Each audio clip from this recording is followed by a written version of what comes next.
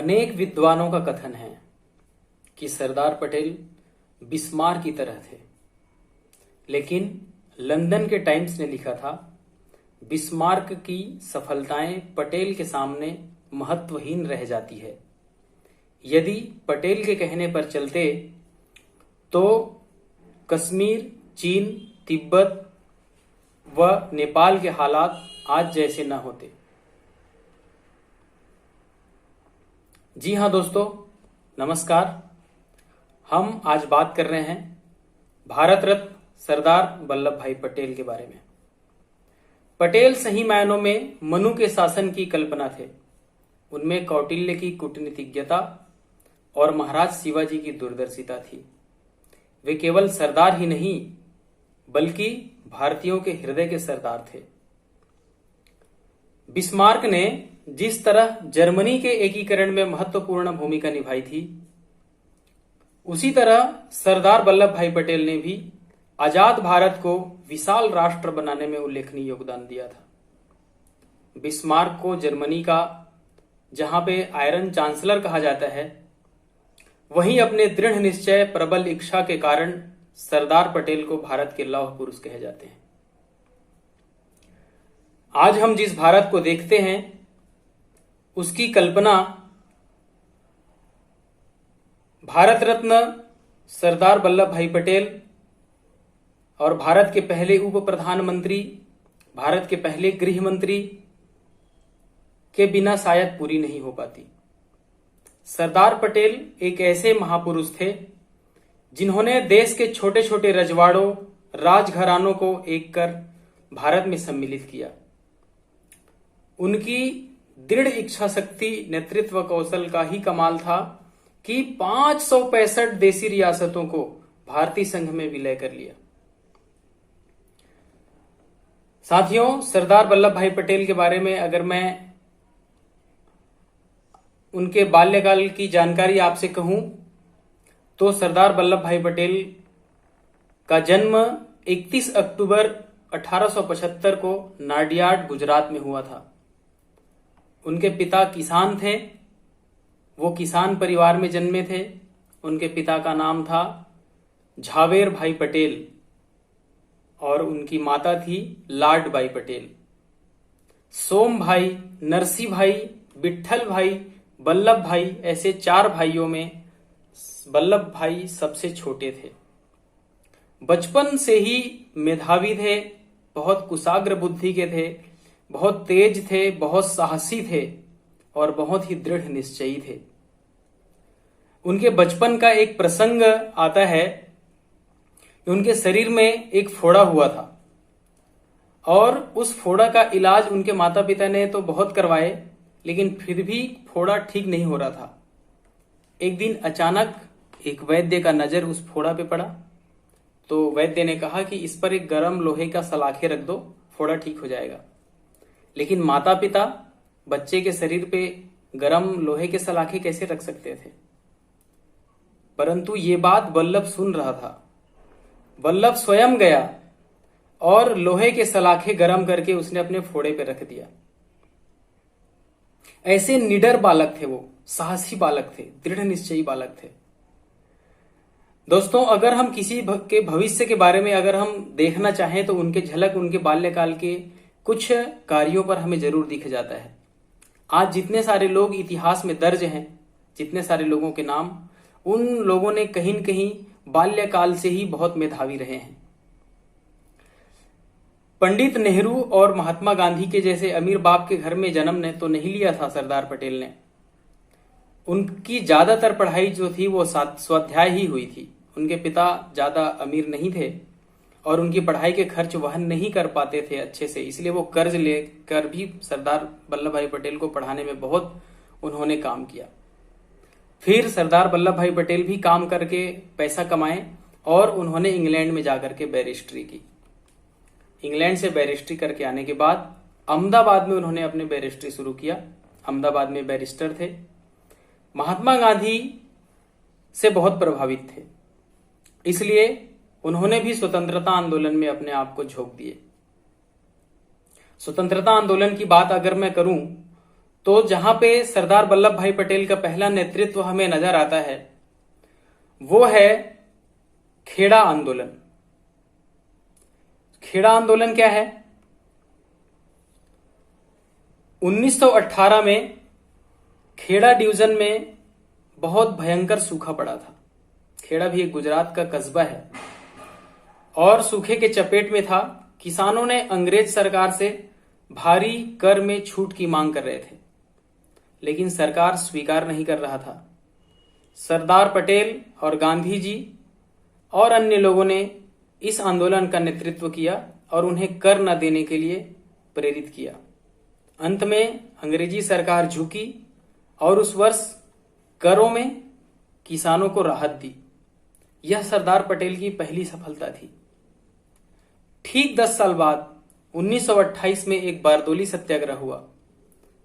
बारदोली सत्याग्रह भी एक किसानों का आंदोलन था। चूंकि सरदार पटेल किसान परिवार से आते थे, इसलिए किसानों के प्रति उनकी बहुत सहानुभूति थी। वो जानते थे कि किसान किस तरह मेहनत करते हैं और किसान लगातार मेहनत करने के बाद भी उनको ज्यादा कोई एफर्ट नहीं मिल पाता। इसलिए सरदार पटेल किसानों के प्रति बहुत ही जबरदस्त सहानुभूति रखते थे और उन्होंने भी बारदोली सत्याग्रह को अंग्रेजों के सामने झुकने नहीं दिया और अंत में बारदोली सत्याग्रह के माध्यम से बढ़े हुए 30% टैक्सेशन से किसानों को रियायत दिलाया। साथियों, लगातार सरदार पटेल स्वतंत्रता आंदोलन में आगे बढ़ रहे थे। फिर उसके बाद 1942, 1930, 1932 जितने सारे सत्याग्रह हुए, आंदोलन हुए, सभी आंदोलन और सत्याग्रहों में सरदार पटेल की बहुत अग्रणी भूमिका रही। फिर आता है 1947, जब देश आजाद हुआ। अधिकांश प्रांतीय कांग्रेस समितियां पटेल के पक्ष में ही थी, परंतु सरदार पटेल गांधी जी को अपना आदर्श मानते थे और गांधी जी की इच्छा के विरुद्ध वो जा नहीं सकते थे। उन्होंने गांधी जी की इच्छा का आदर करते हुए अपने आप को प्रधानमंत्री पद की दौड़ से दूर रखा और उन्होंने नेहरू जी का ही समर्थन किया।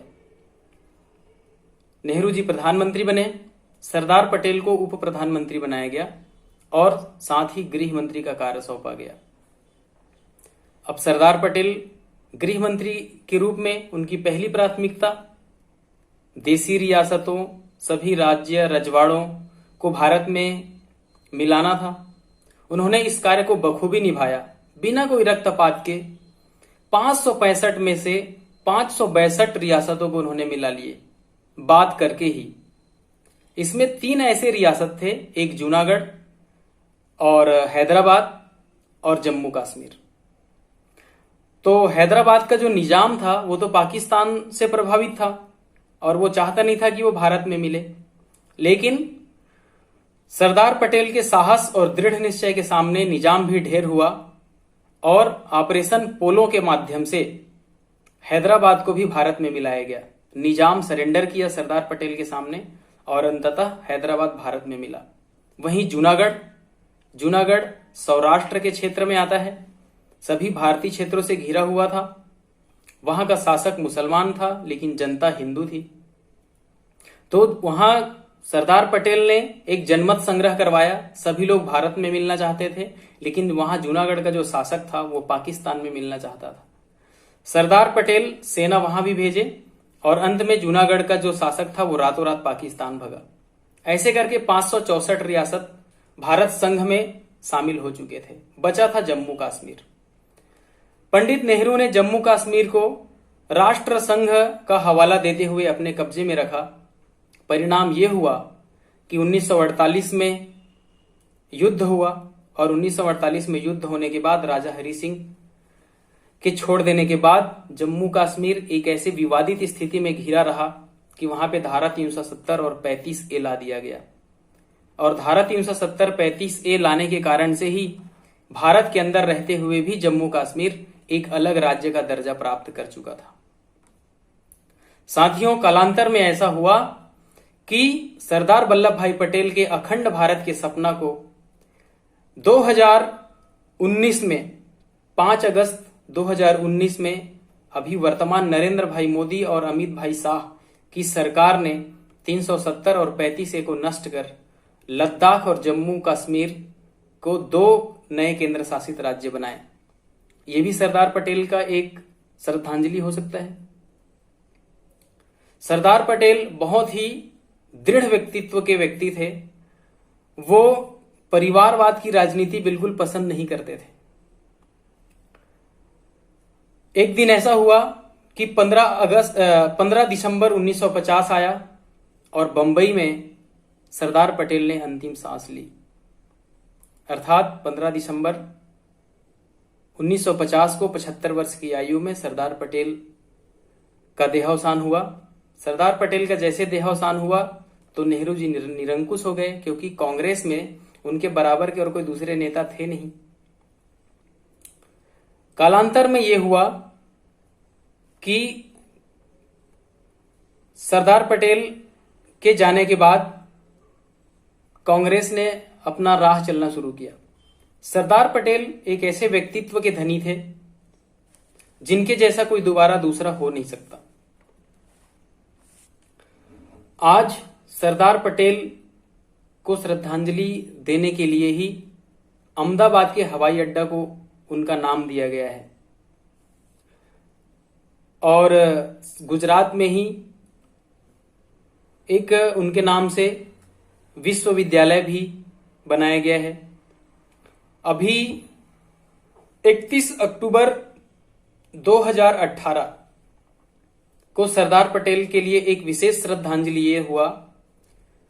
गुजरात के नर्मदा जिले के साधु बेट चट्टानी द्वीप केवड़िया सरदार सरोवर बांध के सामने नर्मदा नदी के बीच एक टापू स्थित है और उस टापू में 240 मीटर का स्टेच्यू ऑफ यूनिटी बनाया गया है। स्टेच्यू ऑफ यूनिटी का मतलब होता है एकता की मूर्ति।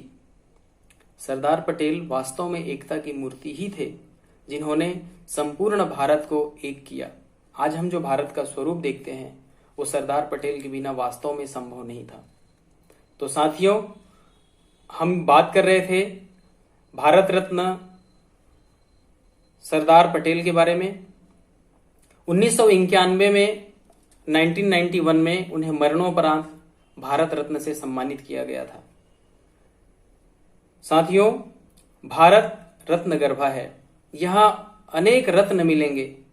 उनमें से एक ऐसे रत्न थे सरदार वल्लभ भाई पटेल, जो बहुत ही अभाव और गरीबी भरे जीवन जीने के बाद भी अपने आप को एक महापुरुष के रूप में, मनीषी के रूप में और एक आदर्श के रूप में हम सब लोगों के सामने प्रस्तुत करके चले गए। बहुत बहुत धन्यवाद दोस्तों।